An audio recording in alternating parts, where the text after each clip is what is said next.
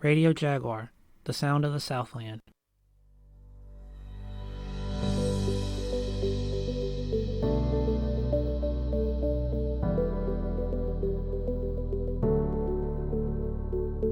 Welcome to our podcast, Teaching and Leading with Dr. Amy and Dr. Joy. I am Dr. Amy Viaclia, Director of Educator Preparation. And I am Dr. Joy Patterson, Chief Diversity Officer. Our podcast addresses issues through the lens of diversity, equity, and inclusion, along with solutions for us to grow as educators. So join us on our journey to become better teachers and leaders. So let's get into it. Hello, Dr. Joy. Hello, Dr. Amy. How are you today? I'm doing great because we're in the Radio Jaguar booth. Outstanding, and we have a fantastic guest today, but we're talking about a very special topic. Did you know that April was Pride Month? I actually thought it was in June. Yep. So officially Pride Month is in June, but since we are representing colleges and university, Pride Month is actually in April. So this is where we celebrate our LGBTQ community because typically, guess what? The students aren't here in June. So we want to celebrate our students with pride. So therefore, April is Pride Month. Excellent. So I want to introduce our guest today. Dr. Jarrett Neal is the Writing Center Coordinator at Governor State University and affiliated with the English Department and Gender and Sexuality Studies. His first book, What Color Is Your Hoodie? Essays on Black Gay Identity, was a finalist for the Lambda Literary Award. He holds a BA in English from Northwestern University, an MFA in Writing from the School of Art Institute of Chicago, and an EDD in Adult and Higher Education from Aurora University. His fiction, poetry, essays, and reviews have appeared in the Chicago Review of Books, the Gay and Lesbian Review, Lambda Literary, the Right Launch, Lit Break, New City, and many other periodicals.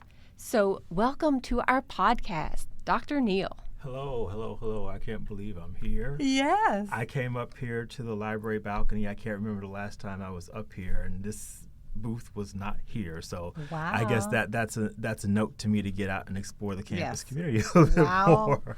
Things have changed, and we're happy to have you here at Radio Jaguar. So let's talk a little bit more about you. We want to get to know you better. Okay. And first, as Dr. Amy was reading, she said, and his first book, so that speaks volume in itself.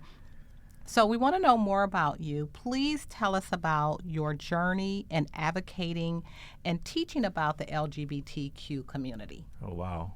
I know, that's a lot. I sound like a more important person than I am. Oh, you are important in many ways. I'm just the guy who tries to help students get their papers written, especially this time of year. I hope your listeners are going to come in and get some help with those papers. We're heading into the end of the semester, plug for the Writing Center, so we've got appointments.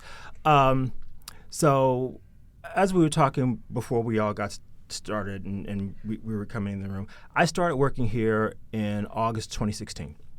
In 2016, I call it my annus horribilis, the worst year. I got that term from Queen Elizabeth. She was like 1992 was her worst year of her life. A lot of bad things happened to me in 2016 and just to the nation. And in the wake of that, I had just started here, coming from another university where the campus culture was tight. I guess I was very frustrated, and it just wasn't a good place to be. It wasn't a good place to be out. So I came here at a time of just swift change in the culture, politically and socially, and I felt not only to do some kind of service for the university, but in a sense to advocate for people like me. I just volunteered to lead the Safe Zone training. Happens once a year. It used to happen twice a year. Now happens once a year in the fall.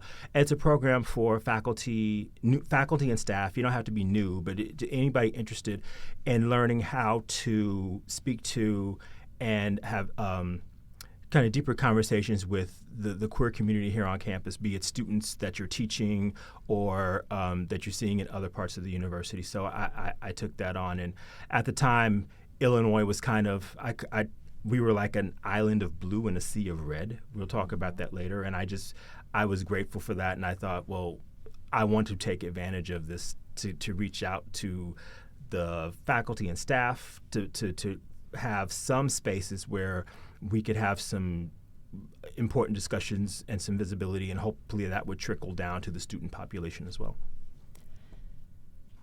You're talking about spaces. And Dr. Joy and I have had a lot of discussions about authentic self. But we all know it's still possible to check parts of ourselves at the door when we come to work, when we go to school. What does it mean to be our authentic selves?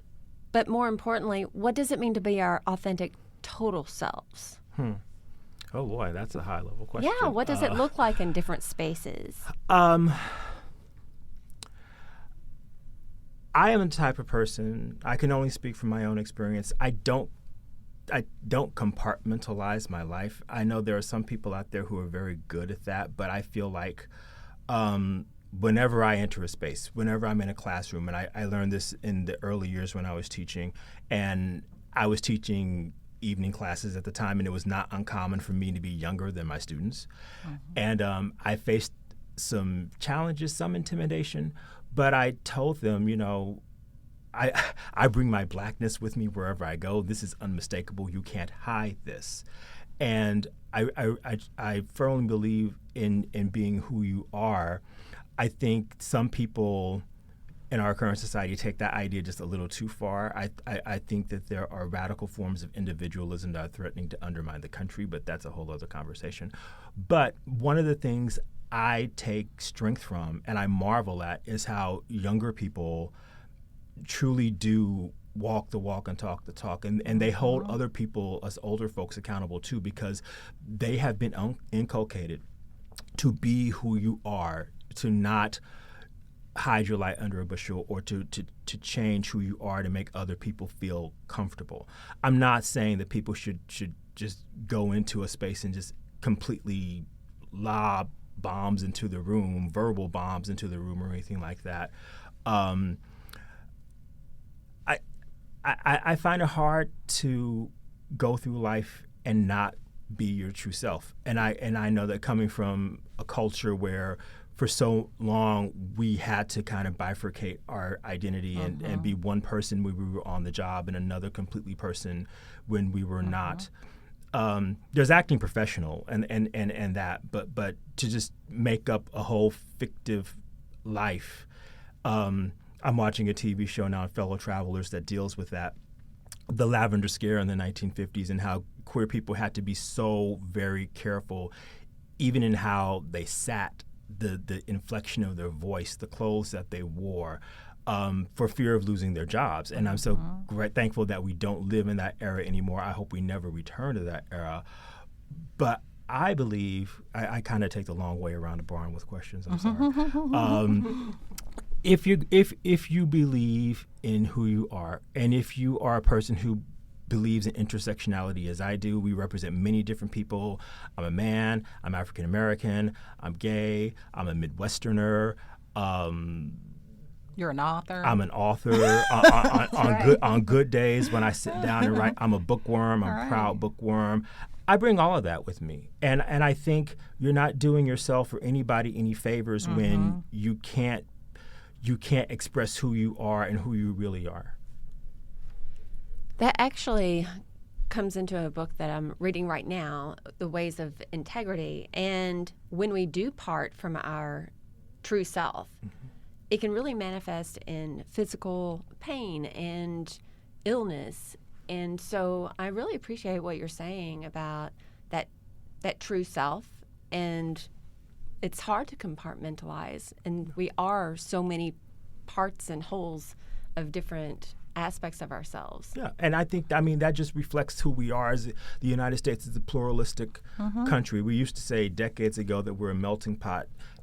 Not really an accurate metaphor. I write about that all the time. Yeah, yes. It's kind of like a tossed salad. So I think that's one of the great things about being an American is that we're many different things, and so I take great pride in that. Very good. So I want to throw some numbers at you and get your reaction to this. So we did a climate culture survey here, and we learned that 21% of our population identify with the LGBT community. So my first question is, what is your reaction to that percentage? And we talked about this a little before. And then why do you think it is so essential that we see someone who's part of the LGBTQ community? And you know what I mean when I say I see you. Yeah. Okay. Well, first of all, I'm like, wow, that's a high number. Yes. Considering where you think I was before we. Yeah, when you said you were from a tight community and I throw this number 21%. I think a lot of that, I had no idea that's a lot of people. I'm like, where are you? Where are all these people? That's a lot. So that's faculty, students, administrators, everybody. That's a big number. I think it speaks to the fact that more people, we've reached a point in American culture, Western culture, where more people feel just comfortable being who they are. We realize that sexuality is not binary. There are many different sexualities out there. I just read a stat from the Pew Center that there are more and more people identifying as bisexual, but bisexual individuals aren't as out as people who identify as lesbian or gay. And this is partly because bisexual individuals, a lot of them, these are people who might be in opposite sex relationships. So very complicated. I think that's great. I think it speaks a lot, not just to the culture in general, and the greater tolerance and acceptance of LGBTQ individuals in our culture, our history, but also just the university itself. As I said before, I came from a university where diversity was only prized on paper, not so much in practice. I've never felt that here at GSU. I've always felt that GSU was an open, welcoming community to all people, and that I didn't have to worry about losing my job or just attacks on me in any sort of way, whether it be a microaggression or worse, physical harm. Unfortunately, there are people on campuses in this nation who can't say that. So I think that says a lot about the culture of our university, that we do so many great things around diversity and inclusiveness, and that some of this stuff I just can't. I feel like it's just powered by young people because young people have the drive and the energy to do it. So that's wonderful to me. 21%. Oh my gosh. And our young people, they push back too. So they don't accept, just the run of the mill things. But I want to be vulnerable just a little bit. I want to be real, and talk a little bit about the history and my history and evolving in this topic. And so I'm glad you're here, because I don't think that I'm the only one here with all the naivety and all of that. But so the history of the LGBTQ community, it's really broad and diverse. And you can't read enough about it. And then sometimes you read all of this and you leave it and you say, I'm still confused. As a child, my first thought about someone who was gay, because that's all we knew, is gay and that's all we knew, was that, they were fun and exciting. That was my first thought. My mother had a friend like, when are they coming up? Because they're so fun and vibrant. And, and that was my thought as a child. And then as a young adult, two of my closest friends were gay. And I only saw them as my friends. I didn't see them as my gay friends. And, and so I wonder, like, do I see them? Do I see all of them? Because I just accepted them as my friends. And then now as a professional and one who works directly in DEI, I still see the fun, and I love that, and I still see just people, but now I see a lot more of the complexities, and I see the needs, I see opportunities, and I see all of these things going on in this community. Talk about, because you mentioned this a little bit, talk about the generational differences and perspective, because I think, and I mean, you can think back to when you were a teenager too. I mean, I just think the views, when we talk about how diverse and how broad, generationally, is very broad. It's very broad. And I just, as somebody of the Gen X generation who's married to somebody of the baby boomer generation, even between my husband and I, there's a generational difference about how we perceive our community. He came from an environment and from an era where being LGBTQ was something that you kept to yourself. And he grew up in Kansas and came of age during the height of the AIDS epidemic, and was just notions around masculinity and openness with one's sexual life and private life that wasn't done.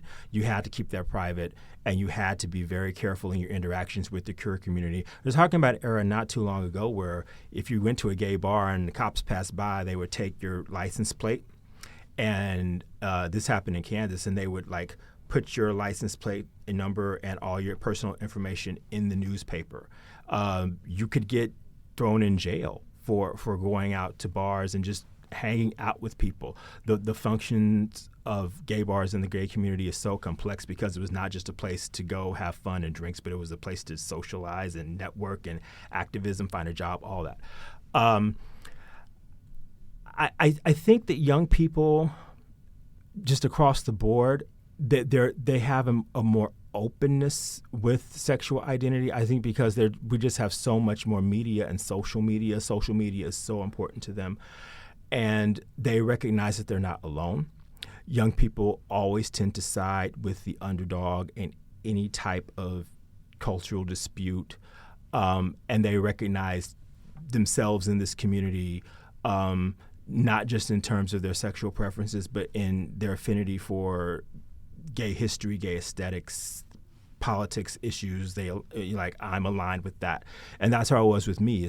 When I was young, I was I wasn't ready yet to make the leap to say, oh, I want men and not women. But I just looked at the community and said, a lot of what they like, a lot of the things they do, that's me. I'm that person.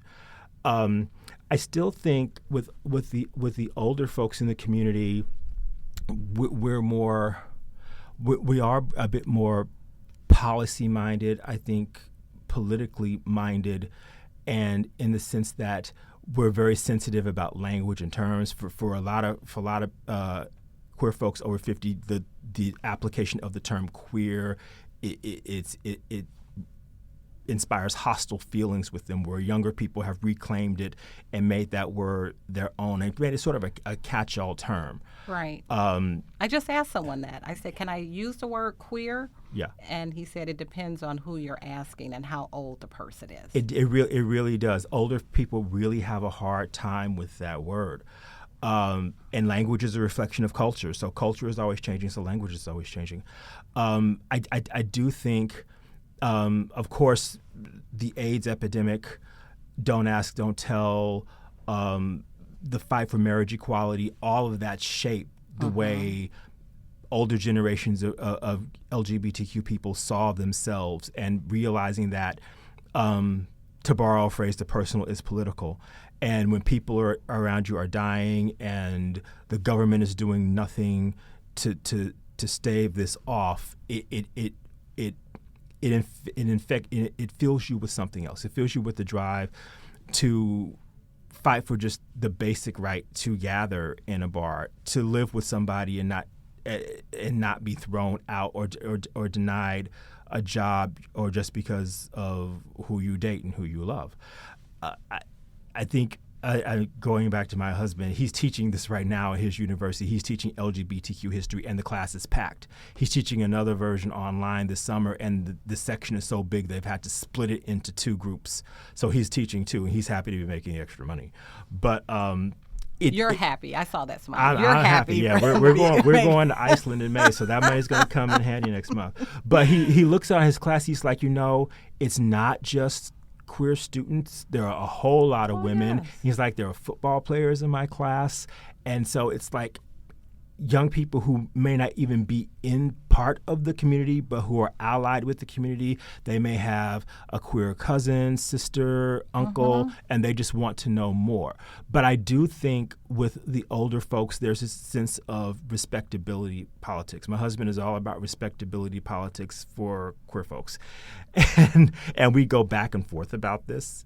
And so this goes back to this issue of authenticity that we were talking about, and wanting the public to see that gay men are not just running around partying, doing drugs, and having sex everywhere. There are gay men who are just boring gay men who live in the suburbs and spend their weekends gardening and watching The Crown on Netflix. Because what we would see on television was all the promiscuity, right? Yeah.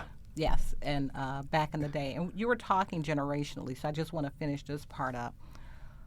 What do you think the difference would be for the 16-year-old that you experienced, and if you were 16-year-old now? Oh, man.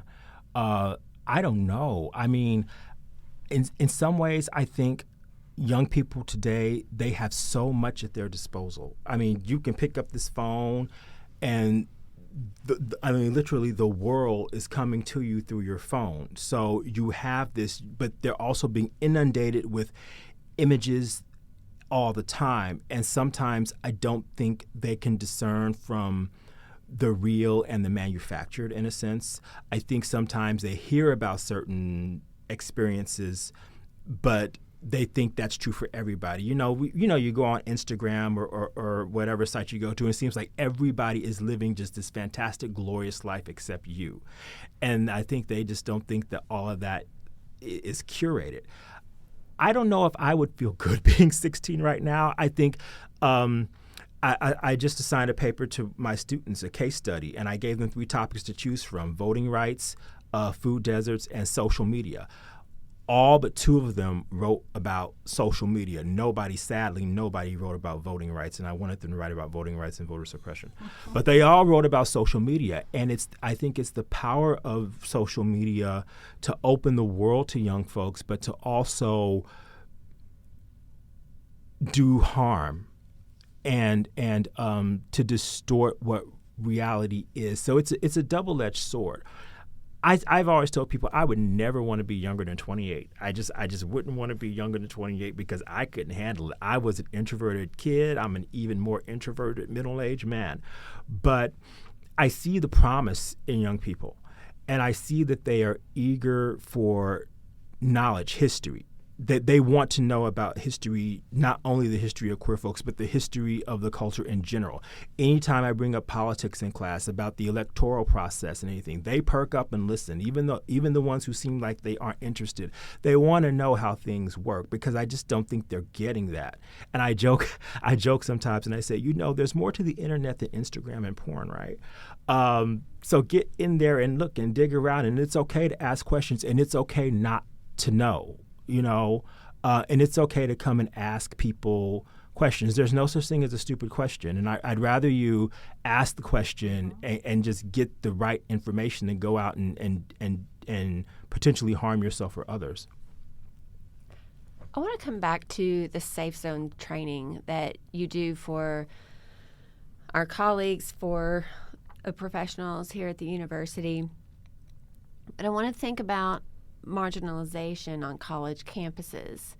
So how might we recognize when a person is being marginalized, when a group is being marginalized? Do you think it's happening on this college campus? And what can people do to be allies? Like, what does that look like? Okay, what does allyship look like? I think allyship is really just saying, I accept you without judgment, and I'm here to support you in any way that I can. I don't have all the answers. In Safe Zones training, we tell faculty and staff members, have these conversations with students when they approach you, but just let them know that you can't guarantee confidentiality, because if anybody is reporting harm or anything like that, or threats, we've got to report that. But so many people, I think young people, they want to talk to somebody, and even though they've got all this communication at their disposal, they really just don't have anybody to talk to about the big things, about really private, important things. I think the best thing you could do for anybody is just to listen to them. Just to listen to them and offer a sympathetic ear. I don't know. As I said, we get in our silos, and especially this time of year where there's just the rush to get to the end of the school year and graduation, it's very easy to get into your own little world and forget about what's going on. The best thing to do is just to let people know that you're there for them. I feel like the students who want you will seek you out. You can't really force people, because I think if you try to force people, you do more harm than good, and you have to let people come in their own time. As I said, GSU to me has always been an open space to be. I've never felt kind of constrained or under pressure as I have at other campuses. That just doesn't seem to happen here, which is a good thing. And I think the fact that we are such a diverse community linked to a large metropolitan area where there is a strong, thriving queer community, not just a queer community, but every community. Chicago is one of the best cities in the world. Knowing that everybody is different and everybody should be accepted, I feel like college campuses, higher education is under assaults from everybody right now in terms of curriculum. I've heard of DEI programs shuttering at other institutions, and they're fraught spaces. And the sad thing is there are people actually in the system working to undermine the system, particularly when it comes to anything that deals with diversity, anything to do with the liberal arts. It's a shocking time, and I feel like so much of it's reactionary, but greater than is the need for visibility and the need to find community wherever you're going to find it. And I hope we're not at a place where in the university where different groups of people kind of shut themselves off, so that the Black Student Association doesn't want to do anything to do with the Gay Straight Alliance, and they don't want to do anything with the Latin American Student Association or anything like that. I think all these groups should be working in partnership, because they're all working toward a greater good, right? Well, that's fantastic. And whenever we're talking about college campuses, of course, our experience here is in Illinois at Governor State University in the south suburbs of Chicago, where DEI programs are not being shuttered. But that does let me segue into another question. Yep. So why does it matter what state you live in if you identify as LGBTQ? Well, I will say this. Queer folks are everywhere. It always makes me laugh when I hear somebody say, "I've never met a gay person. I've never met a trans person." Yes, you have. You just didn't know it because you were looking for a stereotype, and I think that's great. It sometimes shocks people when they see you and they learn that you're a member of the queer community, and they're like, "But you don't look gay. But you don't act like a lesbian." Well, you know, that type of thing. Not to get too into politics, but Illinois is a blue state. It is a deep blue state, which means it's a Democratic stronghold. And in the last midterm election, Democrats won big. So we were blue before, we're even bluer now.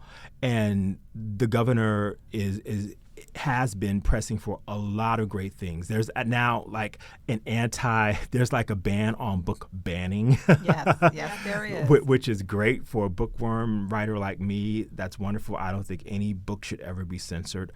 But it matters in the sense, I think, that we're seeing a lot of backlash, and we're seeing a lot of reversals of policies and things that are just unprecedented right now. And for me, it makes me feel ill at ease when Roe v. Wade was overturned 2 years ago. That sent shockwaves throughout the world, and people like me, whose marriage was only codified just a few years earlier, and SCOTUS kind of made this kind of sideways. What am I trying to say? Kind of signaled that may not be the first thing that they're looking into revisiting some of these other cases. I think there's a contingent of individuals out there who are just scared of life in the 21st century, and there are lots of class resentments. And there are a lot of resentments of all sorts. I think there's a lot of reaction to what's been termed wokeism. I think that term has been taken and been turned into a pejorative when it was never meant to be that way. And the more one side gets radical and amped up, the more the other side wants to get radical and amped up. And then there are people who are like, can we just have some common ground? I think for those young people who live in Illinois, who live in a blue state, there are just things we can do here, and I feel like, not to say that you can't do it. I mean, in every blue state there are pockets of red. In every red state there are pockets of blue. There are many people who are living in red states and gay and thriving. I have friends who moved to Florida in late 2019, there were a gay couple who were living out in Batavia, and not Batavia, Bartlett. And I think the thing that did it for them was just the weather, because it was right after that polar vortex. And I think they said, I have had it. I want to live somewhere where it's summer all year round. So they moved down to Florida, and we look what's happening in Florida. And I was down in Florida very briefly for like a one-day visit, and I was in Wilton Manors in Fort Lauderdale, and people are living life. They're like, the state is doing what it's doing. It's crazy. We are working to change some of this. We're doing what we can, but you can't be an activist every single moment of your life. You got to take a break and just live. You got to go to the grocery store. You got to mow your lawn. You got to take time and watch your favorite TV show. But I think being there helps the evolution too. I mean, both Amy and I, we live in Indiana. Don't judge us. Yeah. But, and I think it's important that we are there. Yeah. Everybody, because you're like, if everybody leaves, then what's going to happen? Right. I'm originally from Missouri. I'm from Kansas City, and I moved here in 1999, and I joke, and every time I go back home to visit family, I say, okay, when I left this state, it was a nice purple state. It had just voted for Clinton. What happened in Missouri? And not just from a policy perspective, but from a cultural perspective. I mean, I go home to Kansas City, and I feel fine. I don't feel that I'm in danger or anything like that. I'm in a great city. Kansas City is great. I highly recommend it. Go to Kansas City on the first Friday of the month, because they have this great outdoor First Friday event in downtown Kansas City on the first Friday of every month. Not to mention they have the Chiefs.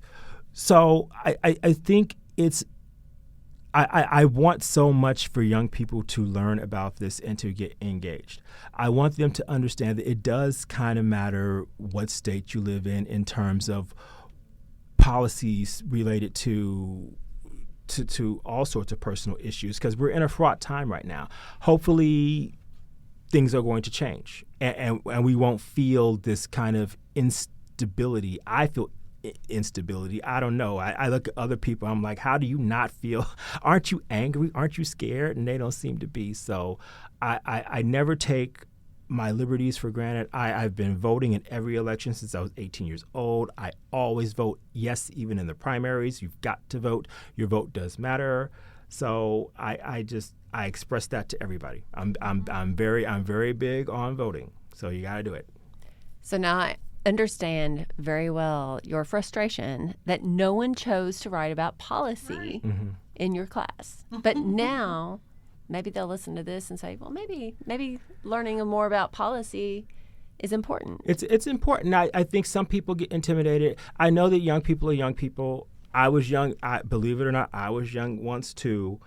And there's sometimes I feel like, because I'm down in Student Success Commons, and because of who we are, and there's 6 different departments located in that one area, And there's a lot of students who are just in this open area, and I hear them because my office is right next door, and they're having all different conversations. I don't know how many conversations I've had to hear about who do you think is better, Spider-Man or Batman, MCU or but that's just what young people do. We can tell them something 5,000 times, and it goes in one ear and out the other. If their friends tell it to them, it sticks, and they've got it.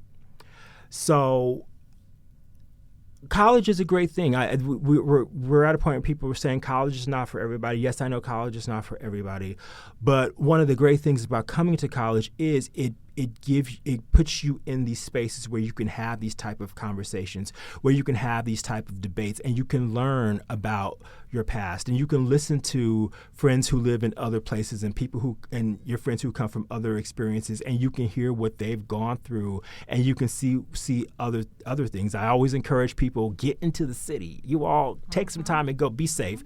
Go into the city, and Chicago has so much to offer. But that's what college is supposed to be. It's supposed to be a time in life where you're supposed to just have fun and figure things out and have these flaming debates that flame hot and then they go cold and everything. But this is how you learn about the world, and hopefully that translates into action in terms of your own politics, but the politics of the state and the nation. Dr. Joy, you are the Chief Diversity Officer at Governor State University, and sometimes I think these podcasts are an extension of your office. Absolutely. Yes. I mean, we talk about diversity, equity, inclusion, belonging, and I'd like for you to offer something or to make a comment about DEI work that is under attack across the nation and how you see it rippling out in like conversations like we're having today. I'm always prepared for the DEI debate. I've even come up with a new name title if I need to come up with a new name title and all of that, because it really doesn't matter what you call it, right? It's really the mission and living your mission. So I said I'll be the Chief Mission and Vision Director, because if that's our mission and we're living behind that, then you and I, we will continue to have those conversations about diversity, equity, inclusion, belonging, and access. And Dr. Amy and I, we never set out to talk about equity-related issues. It was all educator and leadership. And undoubtedly, in every conversation, it ended up being an issue of equity. And so that is just what is. And so we had to take hold of that. So it became something that who we are, not just what we talk about and what we do. So it became what we do on a daily basis. So regardless of the attacks, I think it's your mission, your purpose, and you can get around all the jargon. You can get around the name and the titles of all of that. But I do have one final question, because Dr. Amy asked you about living in a particular state. And here we are at Gov State University. We also do First Fridays. It's pretty fun. But for our students and our employees, what should we be doing? Or if we should be doing anything different to support our LGBTQ community? Well, like you said, I too did not know that college campuses were doing Pride in April because, of course, in June. And now we know, gone. so we'll be ready now next we know, year. Right? Now we know. And also in October is LGBTQ History Month. So there's a lot of queer celebrations. We love our celebrations, right? And you'll be doing training again. And I'll be doing Safe Zone with training again. With a room that was completely filled. That was great. Me and Eddie Gamboa, shout out to Eddie Gamboa because he's my partner. We do it every October. Faculty, staff come. There's a separate training for the students, but we feel that students can be able to talk more if the old folks like us aren't in the room, and vice versa. Like I said, I am kind of a head down, cerebral individual. If you see me walking around campus and I'm muttering to myself or something, I apologize. I'm always thinking about something because that's the way my mind works. I don't know that I've seen a whole lot of large-scale celebrations of Pride. I've seen some events here and there. What was that? In fall 2022, I did an event on just like the history of queer literature. Unfortunately, it was not a very well attended. Next time I'll get involved. I was like, oh, do they care about literature, the literary heritage? I'm always trying to get people to read. But I think that'd be cool. I think the people to ask are the young people because they're the ones who would take advantage of it more. Would it be good to have an LGBTQ film festival? I think that would be great. To have talks from members of the community. Even if we could get some group together and like do a trip up to Boys Town, go to the center on Halstead, go to those spaces, or maybe even organizing a trip up to the Pride Festival last weekend in June. That would be great too. So thank you for all of those ideas. So there's lots to incorporate, and so we like to do those inclusive things and do those fun things as well. So thank you very much for being here. I learned a lot. I did too, and I know our listeners did.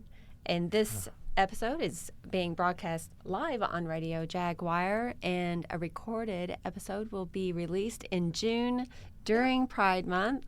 So I look forward to that, and I appreciate learning so much from you, Dr. Neal. Jarrett, our friend and colleague. Thanks a lot. Visit the Writing Center, govst.mywconline.com.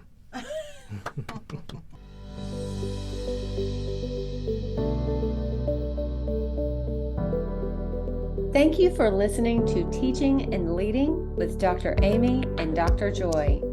Visit our website at govst.edu/teaching and leading podcast to see the show notes from this episode. We appreciate Governor State University's work behind the scenes to make publishing possible. Stay tuned for more episodes with Dr. Amy and Dr. Joy.